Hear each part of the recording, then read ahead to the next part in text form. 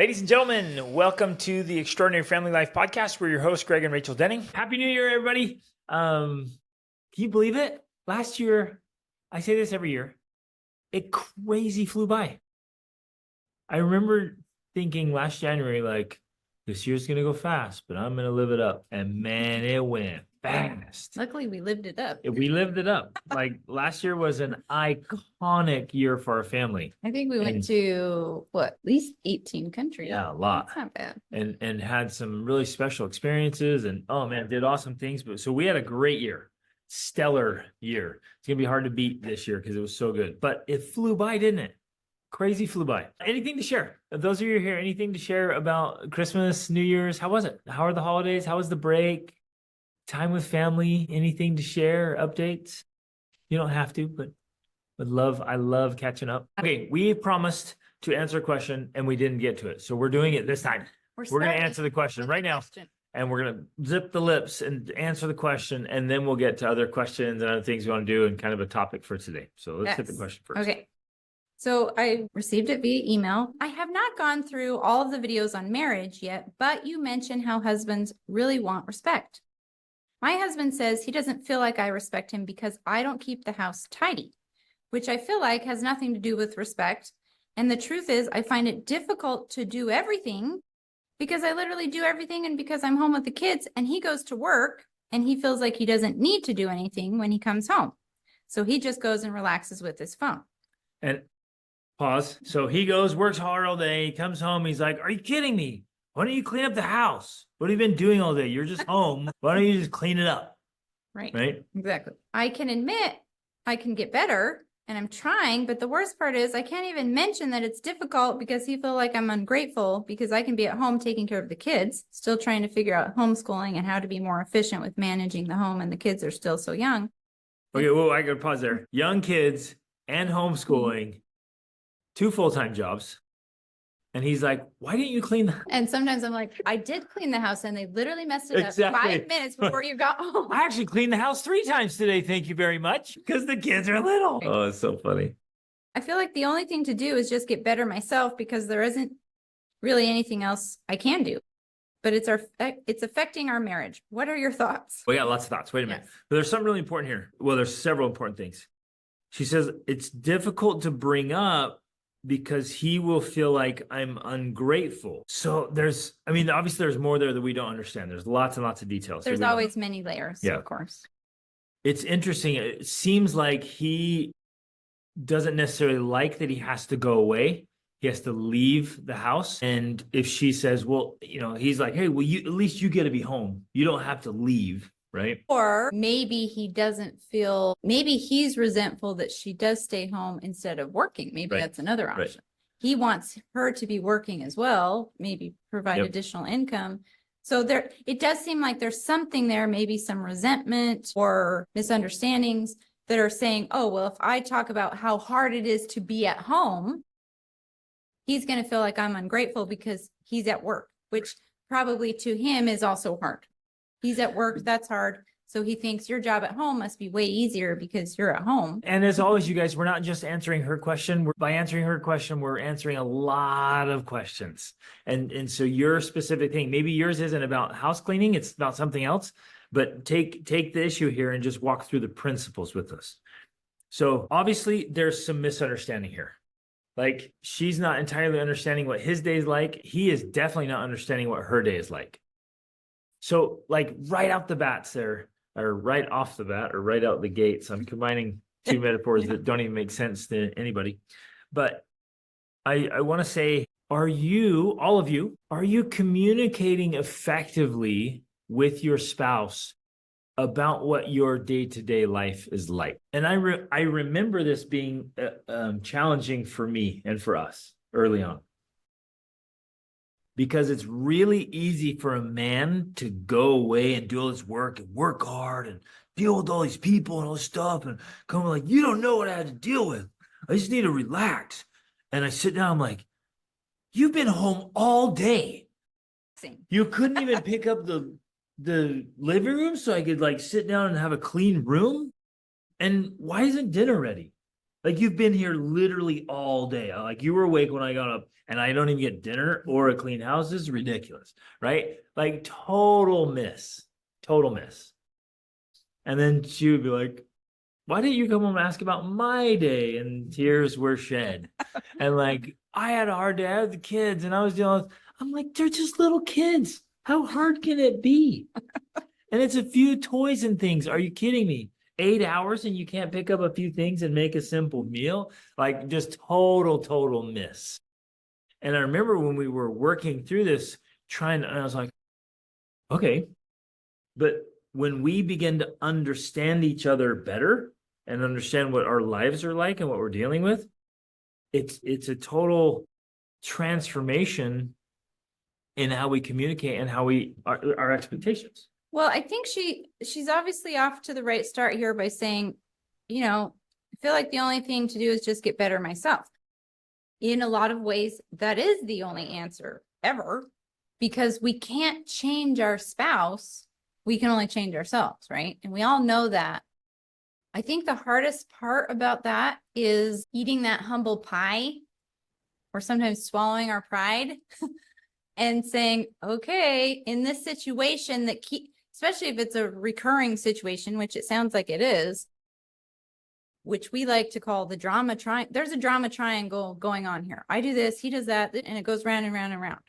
The only way to change that is one of us has to be willing to step out of that triangle. We have to interrupt that pattern that's happening. So this pattern that's happening, it needs to be disrupted. And often the best way to disrupt it, to get the results we actually want, is to do the thing you don't want to do, which in a lot of cases is like, okay, my husband wants a clean house and dinner when he comes home. Guess what I'm going to do? Even if the rest of the day is chaos, I'm going to make the effort at least 5 minutes before he comes home to clean up the house and to be working on dinner. So then he's like, wow, okay. And then I'm going to say, how was your day, babe? Tell me about it, right? And it's and just to do that and get out of the PJs. I remember that for years. I was like, we were up together at 7. You're still in the clothes I left you in. Like your hair's still that kind of day. Yeah. She's like, what? I homeschool. Right. That's the benefit. We don't have to get dressed, But when we do those, and it's hard, and I totally understand how hard it is, because you think, no, he should be asking about my day. He should be coming in and being, let me help with the kids. Let me do this. Let me do that. I need to be getting that from him instead of giving it. But until we're willing to give it, we're not going to get it in return. So we have to be willing to do the thing that our spouse wants, to kind of break down some of those walls and barriers, so that then that's honestly the time when they start to think, oh my gosh, she's been so good about, oh my goodness, it's amazing. Wow. I'm going to see how I can be better. I'm going to think about what I can do for her. Right. And so then we begin a new triangle, but it's not drama. We need to come up with a name for it. It's like the awesomeness triangle. We're gonna have to work on that. I know. We'll work on the name, but we started new. We'll call it the transformation triangle. Yeah. The transformation triangle. That's good. Because what happens, and I just made a note for myself, right? As husbands, and I'll share this with my men, and I already did. It's in the master class that I teach, but I'll share it again. As husbands, we need to go home, and I always tell my men this, and I always tell my coaching clients this: don't go home from your whole day thinking, I just can't wait to get home and be done with my day. I'm going to walk through the door and I'm just going to plop down and just be like, ugh. Now I can relax. Like, no way, sir. No way. You have to reset in the driveway. Before you walk through that door, you better reset as a man and be ready to show up as a husband and a father. And the first thing that men need to do, and I started doing this once I understood Rachel's workload, I was like, okay, wait a minute. I can come home and I can be resentful and I'd be like, you're not respecting me. Or I can just say, hey, wait a minute. I'm going to spend 10 minutes with the whole family. We're going to clean up the house. Because if that's important to me, then I'm going to take ownership of it. Right? See how powerful that is? If it's important to me, I'm going to take ownership of it. So I'm going to fully expect to walk through the door with energy. I'm not going to walk in and be like, my day was so hard. why don't you come let me tell you about how hard my day was? Like, no, man. I'm going to step in with energy. I'm going to ask my wife, hey, babe, how was your day? Because eventually she told me that that was really important to her. You need to come home and ask me how my day was. And so I realized, babe, how was your day? And then she had lots and lots and lots of things to tell me. Sometimes it was about how whales were going extinct somewhere in the world and how it's making us sad. And sometimes it was about, well, who knows what. And I would just listen and listen. And then we'd help clean up and play. And I'd change diapers and everything, even though I had already had a work day. Yeah, so what? Right. But it only starts to create that change, like Rachel's talking about, when we both say, hey, wait a minute, we can do this better. We can be more strategic about it. Right, exactly. And so he's obviously given the vision of the ideal man coming home from work, but on our end, we can take that same approach and apply it to our husbands coming home from work. So we can do that little, even if he's in the driveway, we're like, oh, he's in the driveway. Okay. Do a 5-second meditation, right? And like bring some peace here and greet him with some love and some excitement. Today, Greg flew home to our Airbnb in Marrakesh, and he walked through the door, and I made the conscious decision to get up and run to him and give him a hug because I know he loves that. I love it. It's happened like 6 times in our whole marriage, and I remember those moments. And I remind myself to do it more, right? They love things like that. So when he comes home, run to the door and greet him and say, hi, I'm so glad you're home. That right there would make a huge difference. If that was the one thing you did, it would make a huge difference. Let me tell you why. Because a lot of men go out and they have hard days and they do hard things. And they're just like, oh, man, I'm doing this for my family. I don't want to do this. I don't like doing this. This is stressful. This is a pain in the butt. I had to deal with so-and-so again. But I'm doing it for my family. And they go home and the family's like, it's about time to get home. And you're like, oh. Not only is it going to change the dynamics in your relationship and start that transformation triangle, it's going to improve the kid's perspective of your whole relationship. And that's just one very simple thing you could do, right? You get up and you greet him when he comes home. But what if, hypothetical scenario, you're like, oh no, you guys, dad's home. Okay, everyone, like, act like you're happy. Everyone, pins and needles. Don't do anything that might upset dad, right? Or whatever. Like, what's that showing? What's that training? What's that conditioning, right? We have to be cognizant of what we're training them to see and expect and think. It's just really powerful. Well, and I'm glad you mentioned that, because a few minutes ago when I said, one thing you can do is when he's coming home, clean up the house and get some dinner going. That's not a helpful strategy if you do it resentfully and stressfully. And, then the kids start talking about the kids' perspective. They're like, oh gosh, I hate it when dad comes home because mom starts freaking out. I'm like, hurry, clean up the house. No, you make it a fun thing. Like, oh, dad's home. It's like, Mom, what are you doing? You're like, dad's going to come home. I'm super excited. Yeah. But we love to do cleaning parties, put on some music. We're going to clean up the house really fast. So because dad's coming home and we're going to start dinner. You make it a fun thing. Well, and even teach your kids. So here's a perfect example. I love that. When you tell them, hey, you know what? Dad really appreciates a clean house. He loves it when the house is clean. So because we love him and he loves that, let's set a little alarm and we'll have a cleaning party every day at 5 or 4:30 or whenever, so that the house is straightened up when dad's coming, because he likes the house clean. He works all day. Let's do that together to honor him. This is a simple strategy that works really well. I think we underestimate the massive power that simple acts like that can have. We think, oh, it's not that big of a deal.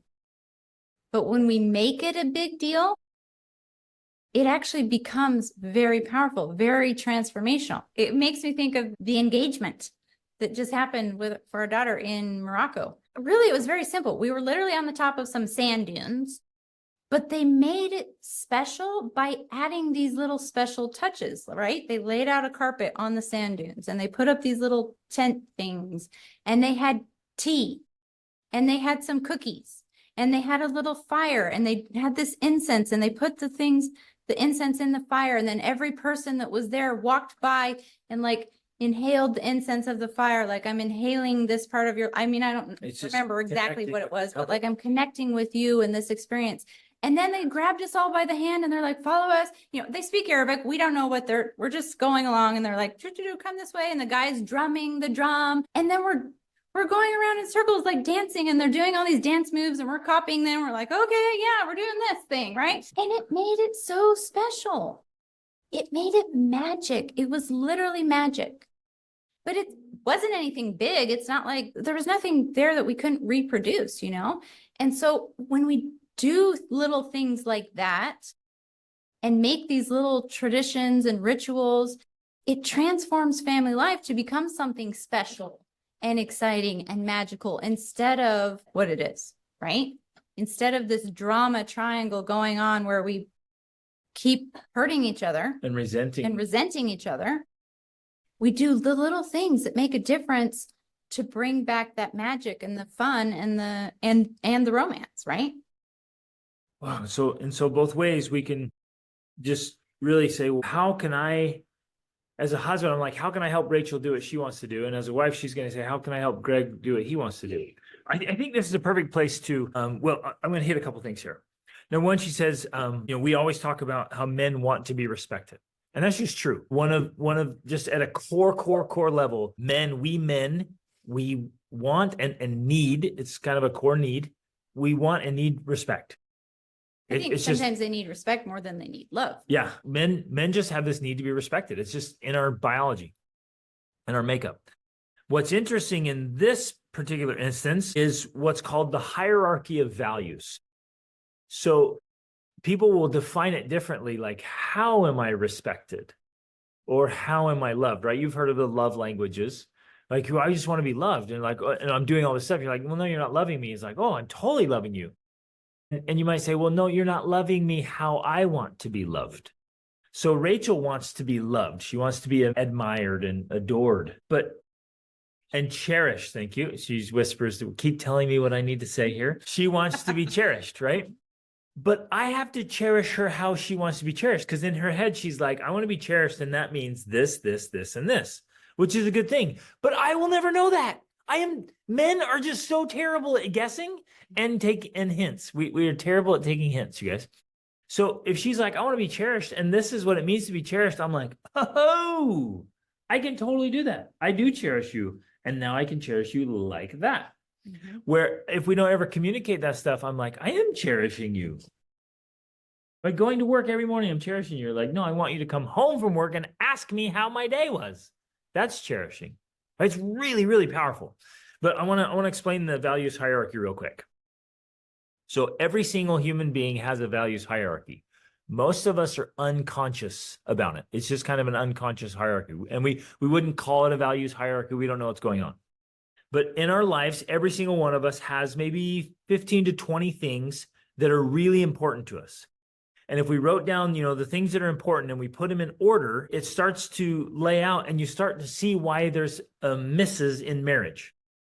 So it seems like a clean house is near the top of the husband's values hierarchy. Specifically this husband. This husband in the question. And I'm just guessing here that these are hypothetical, right? And so let's say maybe it's number 2 or 3 for him. And let's just say it's maybe 7 or 8 for her. For her, it might be like, I'm spending time with the kids and I'm doing homeschooling and I'm working on my education and I'm preparing good meals and I'm being present to help the kids and I'm taking them on adventures. And so maybe she wants to have a clean, straightened up house, but it comes down below other things where the kids are first or whatever. I'm just pointing this out. So let's say his is at number 3 and hers is at number 8. Do you guys see how there's going to be conflict? It's a miss. So very often for women, a sense of safety and security and certainty is very, very, very near the top. Where for a man, it's down a bit here. And that's why they miss, right? Or spending quality time together. For one of them, it's like right at the top. And the other one's like, what's a 6 for me? Well, and then something like that even gets more complicated because the husband might say, well, I am spending quality time with you by taking you to the movie. And she's like, that's the worst way to spend quality time. I want to go to dinner and have a conversation. So then there's another miss because he thinks he's doing that And you're like, no, that doesn't meet my definition of what quality time is. So let's do this for a second. Think about your spouse right now. Think about your list and his list. I mean, this would be a phenomenal exercise for you to do together. And I would highly, highly, highly recommend it. Whether it's a date night or a weekend away, go through your hierarchy values and just kind of just outline them and be like, let's list them and get clear.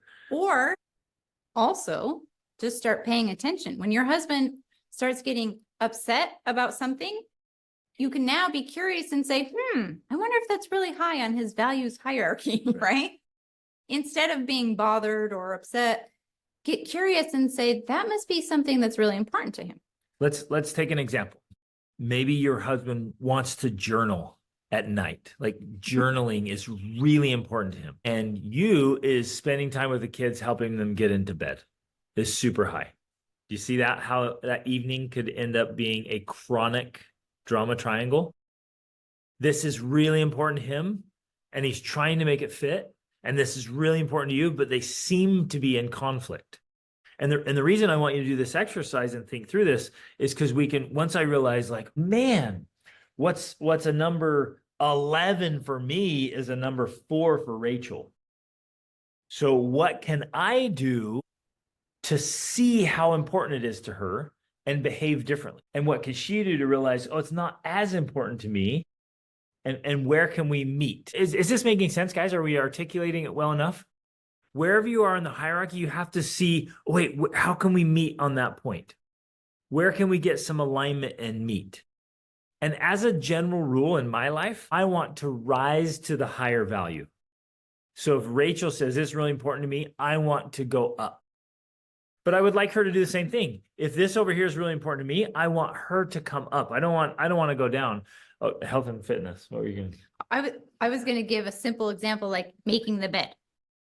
Years ago, we read books that talked about if you make your bed every day, that's one of the it's a great habit. Keys to having a great life. And so we started making our bed. So we make our bed every day. Like we're in an Airbnb. I made my bed this morning. Now in our own house, I like it done a certain way and like the pillows a certain, and Greg, living out this principle that he believes in, he said, okay, that's a higher standard. I'm going to rise to that standard because he believes that we should always rise to the higher standard of the people in our life. And so, yeah, you do that with health and fitness as well. Like it takes a lot of work, you guys, for me to try to get the pillows right. It is. Yeah, she has to come back in and put the pillows in the right spot. I'll just turn it, I was like, I put the pillows back on the bed, right? So I'm like, if she wants it like that, she's like, hey, it's important to me. Okay, I'll figure it out. For me, health and fitness, super, super high priority. I mean, massive high priority. And Rachel's like, oh, but working out would make me sweat, right? Way low on her. We had to figure out where to meet.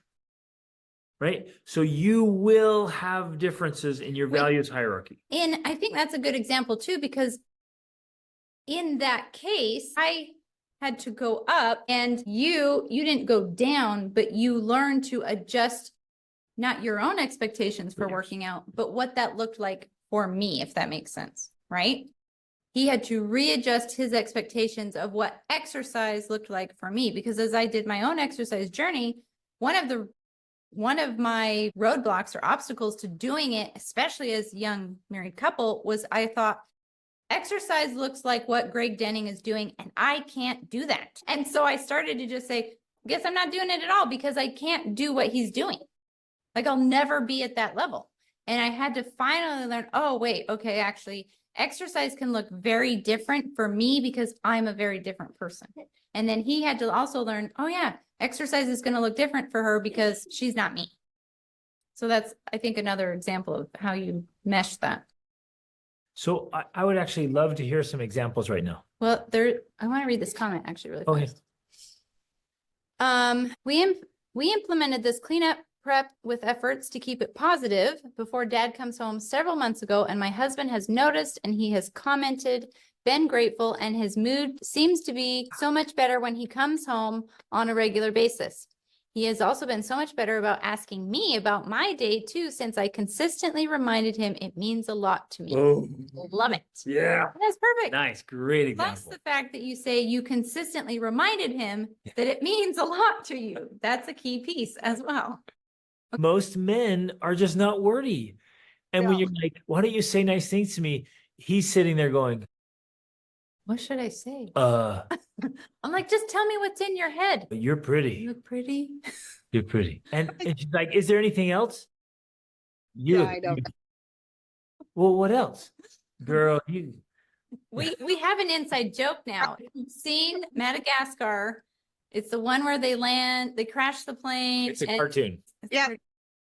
And the hippo, the female hippo, she sees the guy, Moto, and So he's talking to her and he's like, girl, you're huge. Girl, you hefty. And she's like, well, what else? You're huge. And so that's my joke. That's my now cue to him. Whenever he's telling me things, that like, you're awesome, babe. You're just so great. I'm like, girl, you're huge. And he knows he needs to get more specific. Oh, right. How important is money? How important is how we handle money? Transparency to money. Like that one is a big, big, big one. So that's a great example. And it reminds me of like religion is a big example. Politics is a big example. Food is a big example. Did I mention religion already? Sex, right? It's these ones that can be big, big, big deals. For some of you, like sex is going to be incredibly important where there was like that. Or money here, or religion here, or politics here, or education. Some of you might be like, education is so important. He's like, right, or vice versa. So find out where those are and then get aligned. And start paying attention.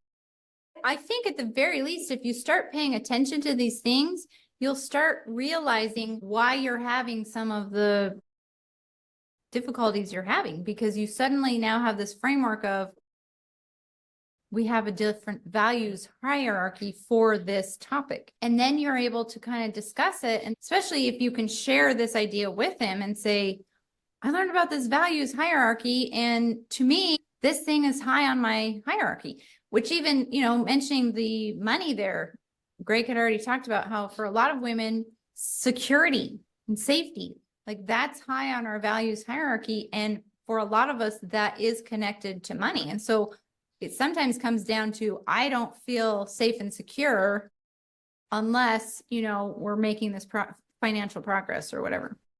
So good stuff. In our relationship, when we figured out that when we're having conflict, there's actually multiple layers of things that are happening. So you can be having a conversation about finances, but it's actually not just a conversation about finances. There's always at least often 2 layers or more. And when you can learn to grasp that and comprehend that, it really helps you to take it apart so that you know what you're actually talking about. Because sometimes we think, oh, we're talking about how to do the finances, but he's talking about these underlying fears he has, and you're talking about this. And so you're not actually talking about the same thing, even though you kind of think you are. And then there's a lot of confusion that arises and a lot of, you're like talking in circles almost. So when you can begin to identify, he misunderstands the ultimatum. Yeah. You're like, hey, I need clarity. And he's like, he could be, because you guys, every man is going to be a man's greatest sensitivity is about his ability to provide well and to fill that role as a man. Anything out there can seem like a threat to that, like an attack. So I don't know him, but he very well could be sitting there thinking, oh, she doesn't think I'm competent and capable enough to provide. And now she's saying, no, do this or I'm out. And he's totally misunderstanding, saying, I can't do that. And it feels like this massive threat. And he's like, I'll have to leave because I can't do that, where that's not what you're saying. Right. But he's going to feel super sensitive. And because of his past, even extra hypersensitive about it. Right. And so back to this idea, if when we have conversations with our spouse that are challenging and difficult, at this point now, I'll literally say, okay, wait a second. Are we talking about this, like the actual strategies of how to track the finances? Or are we actually talking about your fear that I'm going to do this? Or are we talking about your insecurities about this. And we can start to separate out in the conversation what we're addressing, and then kind of isolate it too and say, you know what, wait a second. Let's talk about this, because I think, we always talk about the underlying issues or the cause of the cause or the source of the issues. When you can get down to the cause, which sounds like it's his insecurities and his feelings of betrayal and all of that, if you can get down to that and have that conversation and address it, it's going to be so much easier to figure out the rest. In fact, sometimes it even becomes a non-issue. When you resolve that thing, then the conversation you think you're having isn't really an issue anymore. I had a coaching client once, and she said, we got into this fight about the grass and the curbing and the trees, and I'm like, it's not really about that. It's not about the grass, and it's not about where the curb goes. There's something else at the heart of all of that. And it's about control, or it's about, feeling heard or respected. And so you have to start saying, okay, wait a second. No, it's not about that. What it's really about is this. And you start having that conversation instead, and then it resolves it so that now that's not a problem. Or if it comes up, you're saying, well, wait a second, we resolved that thing.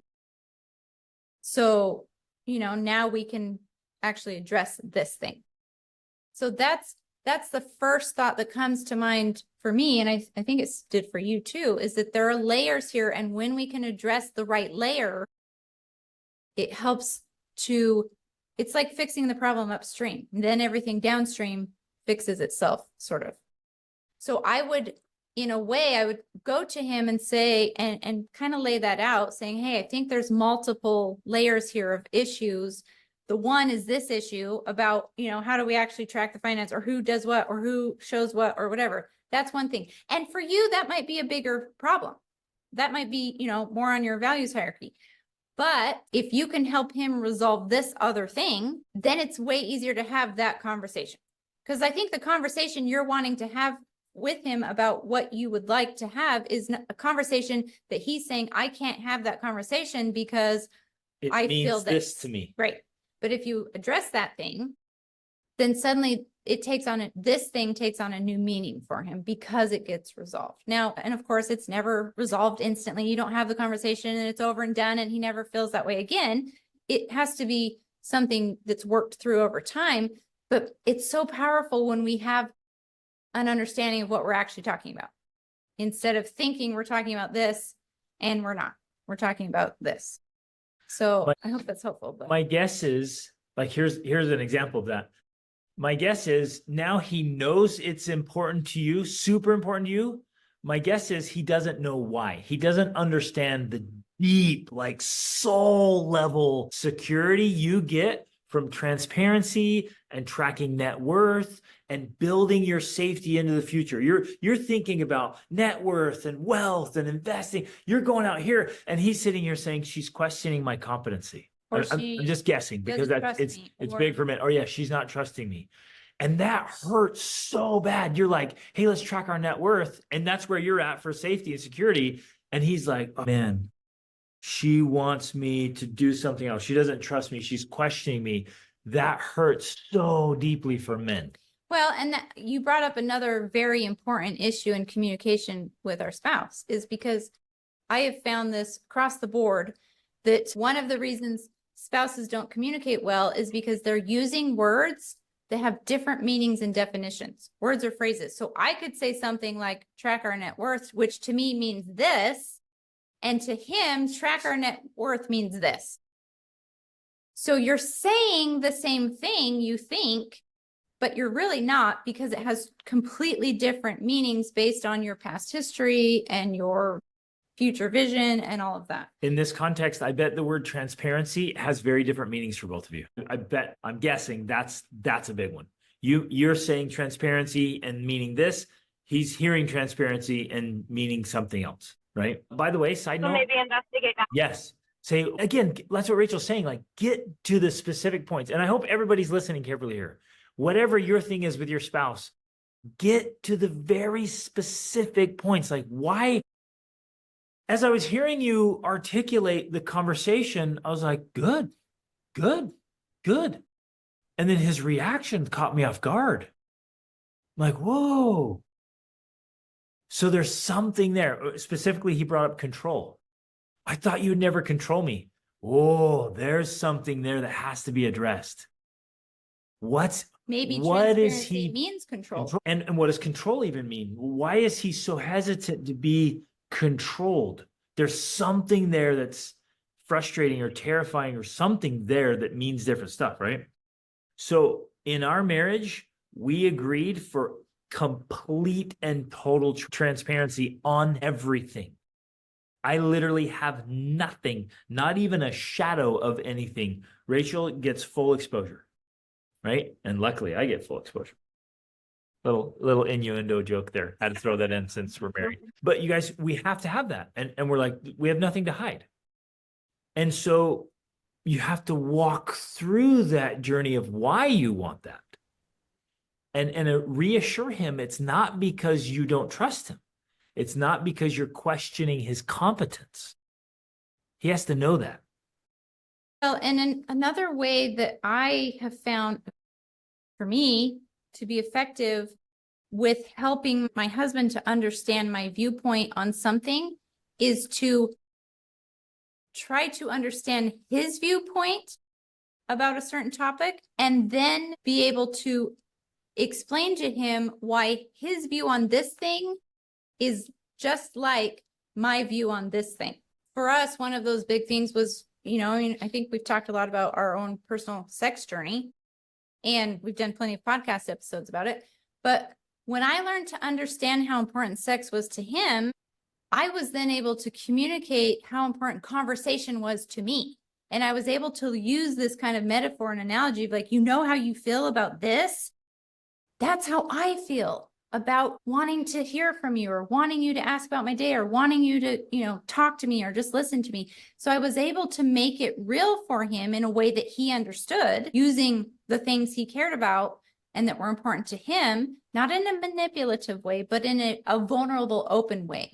And saying, you know what? I would even share with him, I can't be sexual with you, or I can't be open with you. I can't, get naked with you or whatever. Vulnerability is represented by nakedness. If you're not willing to be vulnerable with me, if you're not willing to be open with me, and that means this for me, right? So I make it a very real connection of he wants this and I want that. And it's the same. At least in the values hierarchy, like as far as what's important to us, right? It's the same importance. So this is important to me and it's important to you. Here's how it looks from my perspective, right? If that makes sense. Well, and you even said that your intimacy is tied to your security, which is tied to finances. So, and it seems strange to make those connections to say like, hey, babe, I have a hard time being intimate with you because you're not open about the finances. But if you really feel that way, that's transparency. And that's where it begins, right? And again, it can't be done with manipulation of like, I'm not going to have sex with you unless you are open with the finances. That doesn't work. But if you can vulnerably, it's a tough word, share why it feels more frightening to you, right? And I truly believe there is like even a biological connection there. Absolutely. Women are the reproducers of society, right? We reproduce, we perpetuate society. And in order to feel safe enough on a biological level to reproduce, we have to have certain things in place. We have to have safety and security. We have to be provided for. Because there's a period of time, especially when we're bearing children, when we can't provide for ourselves and we need to be supported. And so, of course, you may or may not be having children, but the point is on a biological level, that's kind of built into us. And so we need that safety and security in order to feel like I'm safe, my family is safe, I can do the work I need to do to raise my family because I am safe. And in today's society, that is connected to money, right? So it is all interconnected and it is often very, much bigger than we think it is. And when we can learn to talk about it in those types of ways, I like to call it archetypal, it actually does make a difference in helping us to truly understand why it's so important. Okay. As you were talking, literally, I was just like, let me meet with him. Let me meet with him. Let me talk to him. Because this is what I get to do every day. And I'm just sharing this for everybody in this context. Whenever there's every one of us has a story. And when we can address elements of the story, like there's a healing that takes place, and a lot of the sensitivities or the problems become a non-issue. So if I could talk to him, or somebody could talk to him, or there's a book or something where he can release some of the past pain, and I mean, that's extreme pain. What happened before he met you, that's extreme pain. But if he can heal from that, then this issue here just goes away because it was tied to this pain he still has. Like he's got a thorn over here. And when you say, hey, can I see the finances? It feels like you just smacked the thorn. And he's like, oh, how could you do that to me? It's horrible. Which is why it's such an extreme reaction. Exactly. So the reaction is like, that killed. And you're like, I wasn't even talking about that. But like, yeah, but you touched the thing. So we have to get that healing, right? And then walk through these frameworks and mindsets about money. Where and again, this is like how you can help subtly, or I don't know, like the coaching, and I don't know where it ends up, but getting him help. Like if I were to meet with him, and I'm just walking through this, you guys, it's principle. If I were to meet with him, right, we would walk through resolving past painful issues and setting up a new mindset about money, where I'm like, look, I'm just going to crush it. I'm just going to absolutely crush it in abundance. I'm going to just provide so well and be a phenomenal businessman and do whatever I do. And there's going to be enough money for all the things you want, all the things the kid want, all of our security, safety, whatever. Like I'm just going to dominate here, and I don't have to worry about anything. Like here's all the bank accounts. Here's all the money. Which again, and I'm hitting it right. It's a mindset and skill set that's so powerful. And I think every single husband needs, and many of the wives need. Which again, though, is the level things, because there's the one conversation about the healing, and then there's the other conversation about the money mindset. So again, we're just throwing it out there because with basically every issue we're facing, there are going to be these multiple layers of analysis or levels of issues that we have to, and the powerful point I want to drive home is when we can recognize that, it's so helpful with communication, because you're able to say, oh, wait a second, we're not talking about this. Or at least talking about this isn't going to solve the problem. We have to go deeper and talk about this. Now, the challenge is not everyone wants to go deeper, right? But that's where the real power lies. I'll just throw in, highly recommend for everybody to read The Untethered Soul. Everybody should read that. So read it, have your husband read it. It's just a great book for healing whatever it is. He walks you through so well how to find your pain points, your wounds, and to start working through them and healing. And it doesn't matter what the wound is, that kind of book will help process that to make this entire journey easier. It's The Untethered Soul by Michael Singer. Yeah, and I'm really glad that you brought up that point, because it is very true. Because after everything that we've said about all of the levels and everything, where you start is actually with where you are, right? And where you are is with where you are. And so you have to start there. And the connection point is huge. It really is, because many people, and especially men, I think, especially husbands, don't want, it's just their natural inclination to not go deeper. They don't want to go deeper. But when we build those connections with them, like you're talking about, that's when they're going to be willing to go deeper. And when we work on, you know, like you said, healing our own wounds, and giving them a space to not, you're not trying to force them to do that, but you're like, you know what, I'm here to give you space to support you in that. And acknowledging that it is a thing, and like you're here for them when they are ready to do that without forcing them to do that. And I also wanted to recommend a book for that specific process of connecting.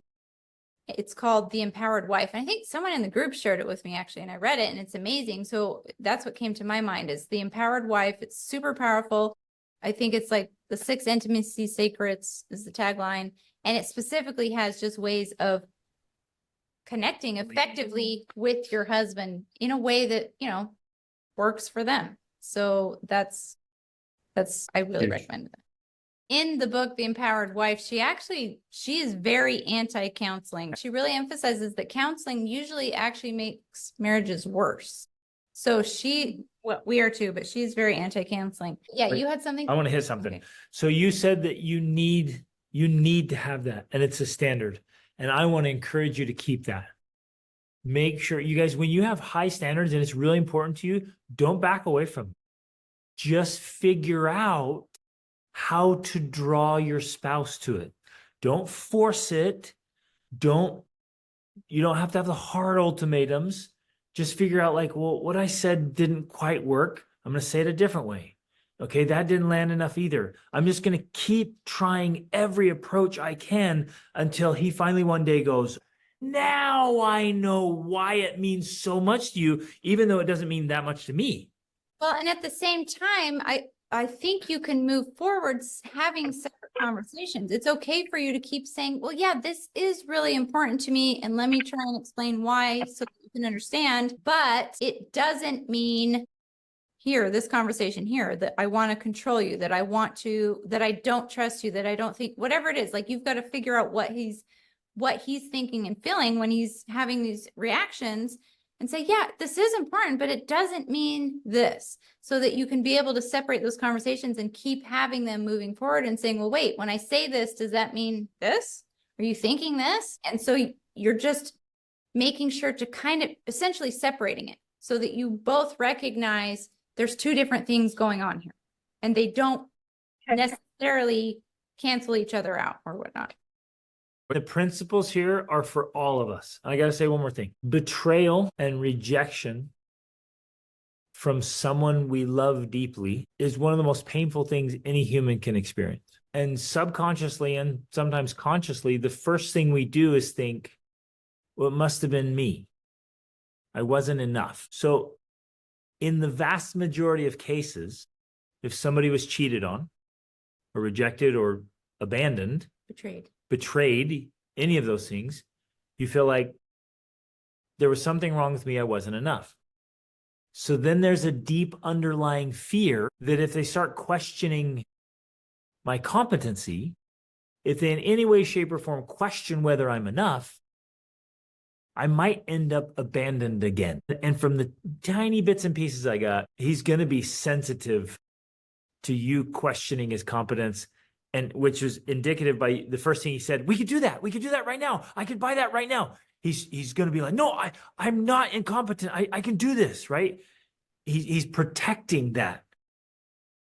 So the assurance he has to have from you constantly, I'm not questioning your competence. That's going to be huge. Right. Because then he's going to feel like, okay, I don't have to be defensive and I don't have to hide things.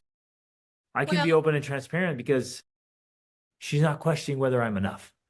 And potentially based off of that and his reaction may have been one of fear of, I'm being rejected again, so I need to take steps here, And so we sometimes think that our spouse is doing something on the offensive when really it may just be on the defensive. Maybe encourage your husband to listen to my podcast, the Be the Man podcast, or the first. Yeah, that's one way to always start. The first 170 episodes of the Extraordinary Family Life podcast were just me. And there's a lot of their story, or I have an entry level course called the Be the Family Man course. Sometimes it's even better to start with something simple and easy, like sharing a reel on Instagram or a little YouTube video. Like you got to start where they are. And that's often in a shorter format sometimes, And so in our family, we're just in the habit of sharing things. So we'll screen record a clip from a podcast, or we'll send a reel or whatever. Like we're constantly sharing things. So then when we share something with our spouse that's inspirational or whatever, it doesn't seem weird. Like, oh, what are you trying to do? Change me or something? No, like just start sharing things with him, just funny things and cool things and inspirational things. Like just share things. And that's a way to start sharing inspirational things too. And if painful things come up, you guys, you can use it as a resource. Say, hey, well, we could get some coaching. We could get some coaching for this. Yeah, not counseling. So we could get some coaching. We could I mean, we could reach out to somebody and just meet with them, or we could listen to something on a podcast or read a book together. I mean, just look for resources. So it's like, let's not just stay stuck in this same pattern. Let's see how we can move through this together. Great, important topics today. Huge things. I hope you took some notes and some mental notes and some things in the heart and soul. And there's these beautiful things we can work on in our marriages, with our kids, in ourselves, just getting to a beautiful, healthy, whole place where we can just kind of radiate out love and healing and make space. And wherever there's conflict and misaligned values, we can start seeing each other better and start moving in that direction. And it's literally transformational. It changes everything. But we have to be deliberate about getting to those very specific issues and addressing those things. So thanks for being here, guys. Love you. Have a wonderful, happy new year again. Have a wonderful week. Love you guys. Reach upward.